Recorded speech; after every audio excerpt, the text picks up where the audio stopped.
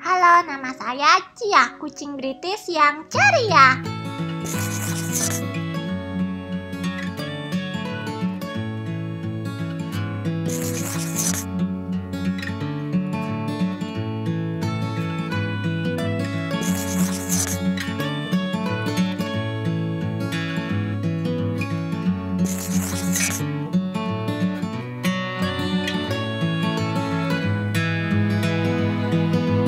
Teman-teman Cia mau cerita misteri nih tentang hantu penunggu rumah kosong.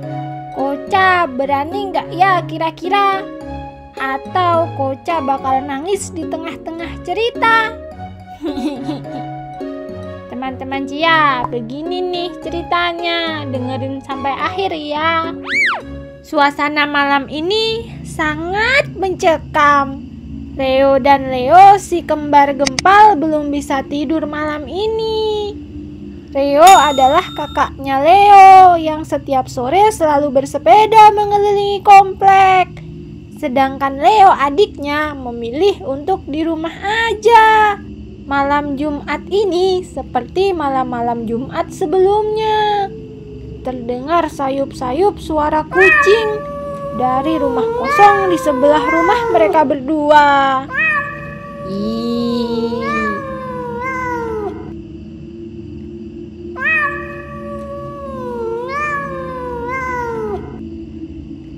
Hal inilah yang menjadikan Leo dan Leo tidak bisa tidur hingga pukul 12.30 malam.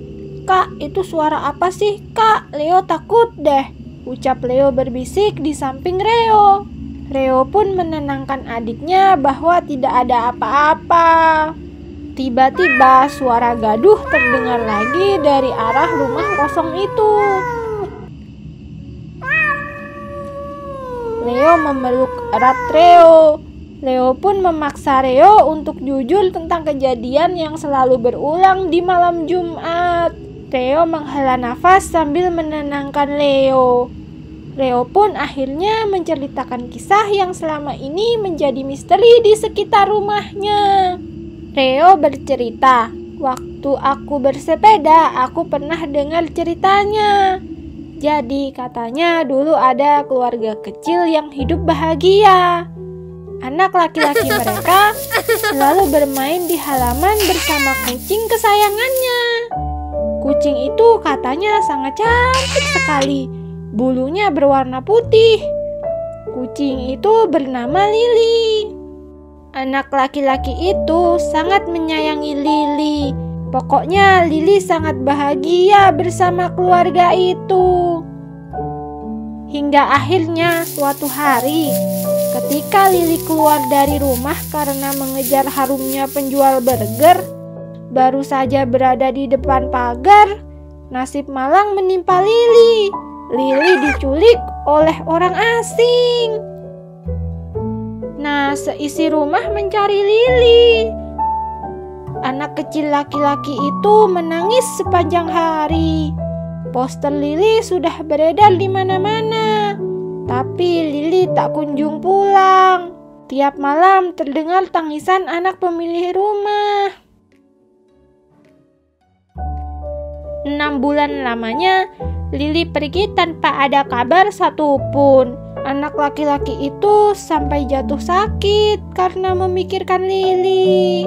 Karena orang tua anak kecil itu merasa iba pada anaknya, mereka pun memutuskan untuk pindah rumah dan mencari suasana baru. Anak kecil itu sangat sedih di hari kepindahan mereka. Namun orang tuanya tetap memutuskan untuk membawa barang-barang dan segera pindah. Nah, beberapa minggu kemudian, warga melihat Lily berhasil kembali pulang. Tubuhnya sudah tidak gempal, bahkan terlihat lusuh. Lily terkejut melihat rumahnya sepi. Ia terus mengeong, memanggil-manggil, namun tetap tidak ada satu orang pun yang menyahut. Lily berlari mengitari rumah, tapi tidak satu pun orang menyambutnya. Melihat kondisi tersebut, para warga berinisiatif untuk memberikan makan dan minum untuk Lily. Ada juga yang berusaha mengadopsi Lili, tapi Lili menolak dengan cakaran dan teriakan kencang. Berhari-hari Lili bersedih hingga tidak mau makan. Lili tampak lesu hingga suaranya semakin serak untuk mengiang memanggil keluarganya. Lili pun semakin terlihat lemas. Warga berusaha membujuk dan membawa Lili ke dokter, tapi Lili menolak. Hingga tibalah hari di mana Lili tidak sanggup lagi bertahan. Lili pun pergi untuk selama-lamanya. Lili menghembuskan nafas terakhir di depan pintu rumah. Warga yang sedang membawakan makanan untuk Lili menemukannya sudah tidak berdaya. Seluruh warga berduka hari itu. Dikuburkannya Lili di bawah tanaman bunga lili di pekarangan rumah itu. Andai saja para warga tahu kemana keluarga itu pergi, pasti mereka sudah menghubunginya. Sayangnya mereka pergi tanpa berpamitan. Sejak itu suara kesedihan kucing Lili terus menggema setiap malam di hari Kamis, hari di mana Lili pergi. Suara itu seperti tanda bahwa Lili merindukan kehadiran keluarganya, memanggil terus tiada henti. Itulah bukti kesetiaan dari kucing yang dibesarkan penuh cinta dan kasih. Kasihan Lili, dia pasti kangen ya kak, ucap Leo. Pasti dari dulu aku pengen supaya keluarganya datang, jadi Lili bisa tenang, ucap Leo. Kita cari tahu yuk kak, ucap Leo bersemangat. Kamu berani ke sana? Kalau iya yuk kita cari tahu, ucap Leo bersemangat. Berhari-hari Rio dan Leo membongkar teka-teki keberadaan keluarga tersebut, hingga akhirnya ditemukan satu kotak yang dirasa sesuai. Lalu Rio mengirimkan foto tanaman bunga lili di pekarangan rumah tersebut dengan tulisan, "Lili masih menunggumu." Tak lama Rio mendapatkan pesan balasan. Rio dan Leo melompat kegirangan. Seorang remaja laki-laki berpakaian seragam SMA berdiri tepat di tanaman bunga lili dengan penuh tangis dan isak. Rio dan Leo mendongak melihat kakak tersebut. Rio dan Leo pun tak tahan menahan tangis sambil bercerita kondisi tiap Kamis malam. Anak lelaki itu bernama Kak Odi. Dia bersimpuh memohon maaf. Kak Odi menceritakan kondisi sesungguhnya. Ia berkata betapa sangat merindukan Lili, tapi tidak tahu bagaimana cara kembali ke rumah ini karena ia masih sangat kecil dan tidak ingat alamatnya. Bahkan tempat pindah mereka sangat jauh. Kak Odi menunjukkan foto di dompetnya, foto keluarga mereka bersama Lili.